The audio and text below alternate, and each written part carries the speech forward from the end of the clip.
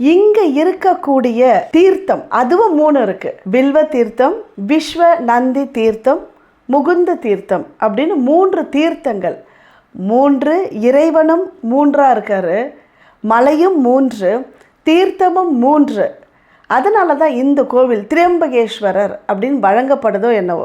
இங்கு கோவிலில் இருக்கக்கூடிய திருக்குளத்திற்கு பேர் அமிர்த வர்ஷினி. அப்ப நமக்கு தெரியாமல் நாம ஏதோ ஜென்மால என்ன பாவம் செஞ்சிருந்தாலும், மற்றவர்களை மனசு கஷ்டப்பட வச்சிருந்தாலும் அந்த பாவம் போவதுக்கு இந்த திரியம்பகேஸ்வரர் ஆலயத்தை நாம் தரிசனம் செய்வது மிகவும் பொருத்தமாக இருக்குங்க.